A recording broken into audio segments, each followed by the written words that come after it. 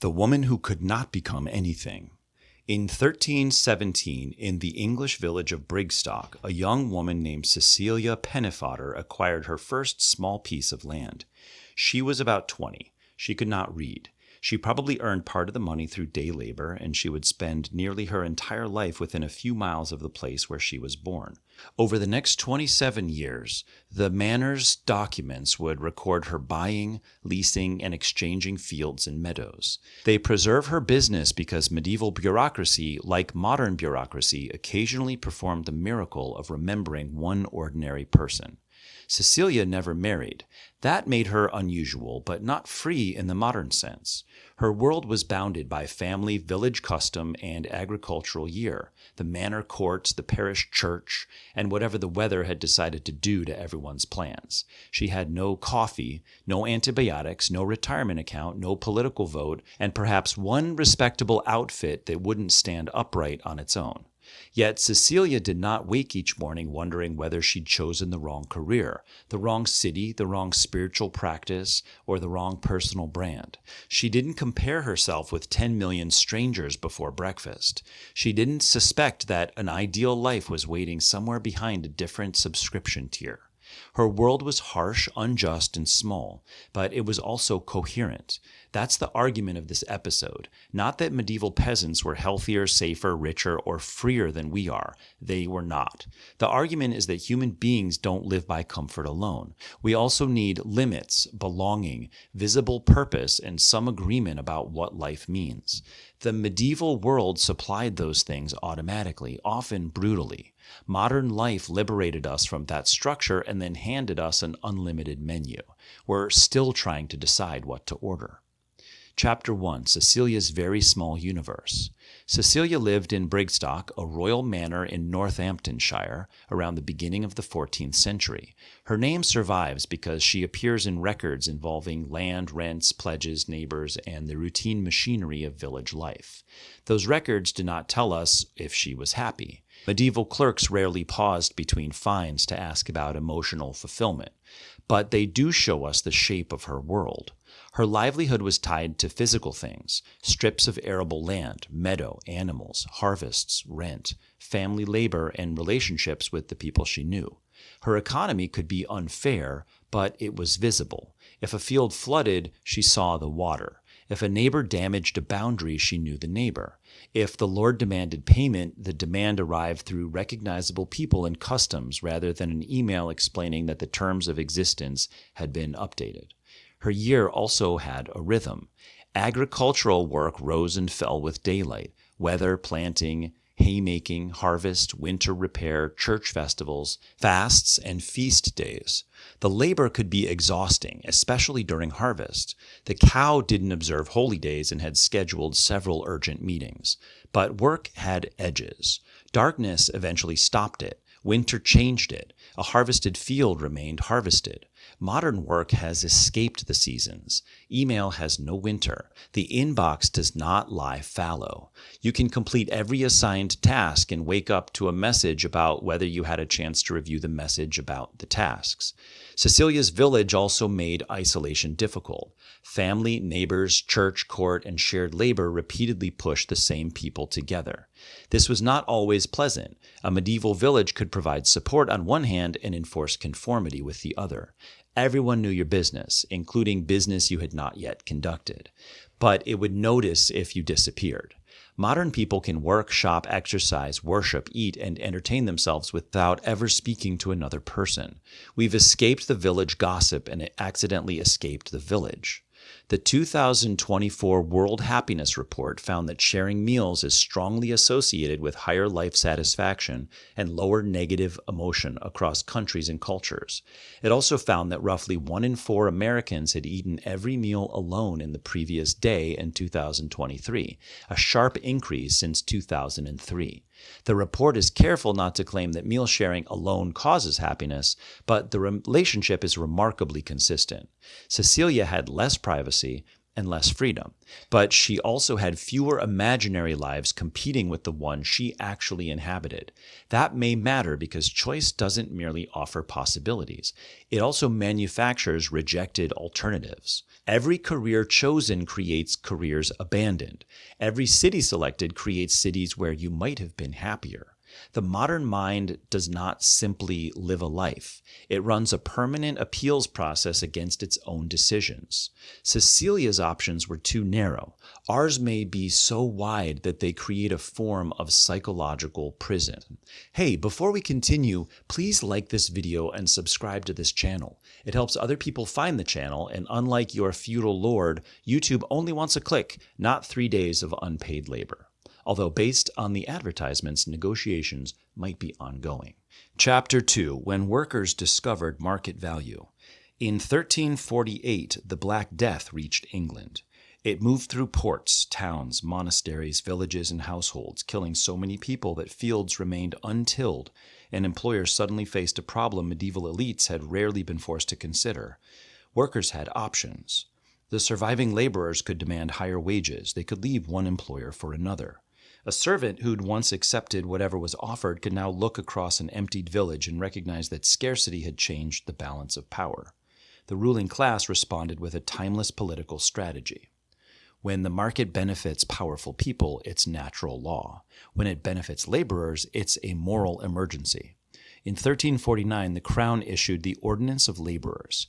In 1351, Parliament reinforced it with the Statute of Laborers. Wages were supposed to return to pre-plague levels.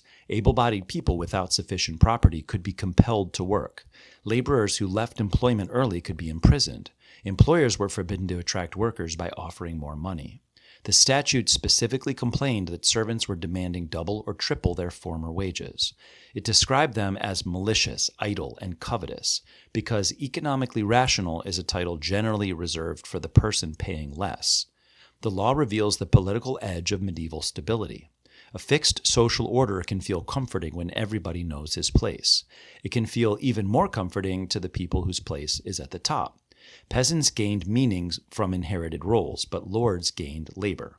The church offered a sacred explanation of hierarchy.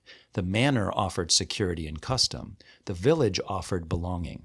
Each institution supplied something human beings deeply need, and each could threaten to withdraw it from anyone who resisted. This is how power often works. It doesn't survive through force alone. It wraps itself around identity, duty, morality, and belonging until disobedience feels like exile from reality itself. The post-plague worker faced a new choice: accept the old wage and remain morally respectable, or demand more and become evidence of social decay. The costume changes, the reflex does not. Modern labor shortages still produce speeches about work ethic from people who become strangely quiet when the price of any other scarce resource rises. The plague gave ordinary workers bargaining power. The political system tried to turn bargaining into misconduct. It would not be the last time English peasants noticed the arrangement. Chapter 3. The King's Promise. On June 15, 1381, thousands of rebels gathered at Smithfield, just outside the walls of London. Their leader, Wat Tyler, rode forward to meet King Richard II. Richard was 14 years old. The revolt had grown from anger over repeated poll taxes, but taxation was only the spark. Beneath it lay decades of conflict over wages, labor controls, serfdom, rents, corruption, and a ruling class determined to restore the obedience that existed before the plague. That previous day, at Mile End, Richard had agreed to major rebel demands, and clerks began producing charters of freedom. Many rebels started for home, believing the king had recognized their rights. At Smithfield, Tyler pressed for more. The surviving accounts disagree about exactly how the confrontation unfolded. They agree on the important part. William Walworth, the mayor of London, attacked Tyler. A royal attendant finished the killing. The rebel leader lay dying while an armed crowd watched its negotiations turned into an assassination. This was the moment when a government with no public relations department demonstrated why governments eventually invent one. Richard rode towards the rebels and took control of the crisis. He told them, in effect, that he would be their leader and that their demands would be honored. The crowd followed him away instead of attacking. Then the crown revoked the concessions. The charters were canceled, the uprising was crushed, and the rebel leaders were executed. The episode is often told as peasants suddenly discovering freedom. The more interesting truth is that they already possessed a political theory. Medieval hierarchy claimed to be reciprocal. Peasants worked, lords protected, clergy prayed, kings defended justice. The arrangement was unequal, but it presented itself as a moral bargain rather than simple theft. When taxes multiplied, wages were suppressed. Officials enriched themselves, and inherited obligations remained while elite duties evaporated. Rebellion could feel less like destroying the social order than demanding that the powerful obey it. Modern democracy gives citizens rights medieval peasants could barely imagine. But modern power is often harder to see. The corporation blames the market. The agency blames the statute. The politician blames the court. The manager blames policy. Customer service blames the system, which appears to be an ancient god no employee is authorized to question. Wat Tyler knew which king had made the promise. We have more formal power and often less certainty about where practical responsibility lies. The medieval peasant could be betrayed by a boy wearing a crown. The modern citizen may be betrayed by a process. Chapter 4, Enemies in the Same Universe. In October 1191, on the coast of the eastern Mediterranean, two exhausted armies faced another winter of the Third Crusade. Richard the Lionheart wanted Jerusalem. Saladin intended to keep it. Both men had won battles. Neither could secure everything he needed. Richard was also receiving dangerous news from Europe, where his brother John and King Philip II of France were creating the sort of family and workplace environment that encourages an extended foreign trip to end quickly. So the enemies negotiated. Saladin delegated much of the contact to his brother Al-Adil. Envoys moved between camps, carrying terms, intelligence, gifts, and the impressions of the opposing leadership. At one point, Richard proposed an astonishing solution. His widowed sister Joan would marry Al-Adil, and the couple would rule Jerusalem. Joan was reportedly not enthusiastic about being converted into a diplomatic merger, which confirms that medieval women occasionally reacted to geopolitics like real people. Historians debate how sincere the proposal actually was. Richard and Saladin used negotiations not only to seek peace, but to gather information and wrongfoot each other. Diplomacy was partly conflict resolution and partly espionage wearing better clothes. Yet the proposal was imaginable because the two sides, despite profound hostility, understood much of each other's moral grammar. Christians and Muslims did not have the same religion. Medieval society was not one harmonious spiritual civilization. The Crusades produced conquest, massacre, enslavement, and generations of grief. But both camps inhabited traditions centered on one sovereign God: revelation, moral accountability, sacred laws, and judgment beyond earthly life. Christianity and Islam were distinct and frequently antagonistic, but they belonged to a related family of monotheistic traditions that shared recognizable categories of prophecy, sin, duty, law, and salvation. Even their disagreement about revelation assumed that revelation existed. In September 1192, the two sides concluded a truce. Jerusalem remained under Saladin's control. The Crusaders retained a coastal strip, and Christian pilgrims were permitted to access Jerusalem. Neither side achieved the sacred victory that it wanted, but both could understand what a binding settlement meant. Compare that with the modern United States. In a March 2025 Pew survey, 8 in 10 adults said Republican and Democrat voters could not agree even on basic facts. During Donald Trump's second administration, neighbors may share a street, a language, a supermarket, and almost no common account of truth, morality, authority, identity, or the country itself. One yard has a resistance sign. The other has 4 flags, including one flag explaining the other 3 flags. Richard and Saladin disagreed over which revelation expressed God's will. Modern neighbors may disagree over whether truth exists outside power, identity, or personal experience. This does not make a crusade preferable to a zoning dispute. It means that shared assumptions can make even bitter conflict legible. So you can negotiate with an enemy who understands oath, duty, evidence, and legitimate authority in roughly recognizable ways. It's harder when each side believes that the other is not merely wrong, but living in a fabricated reality. The medieval world was violently divided, but many of its divisions existed inside a larger sacred frame.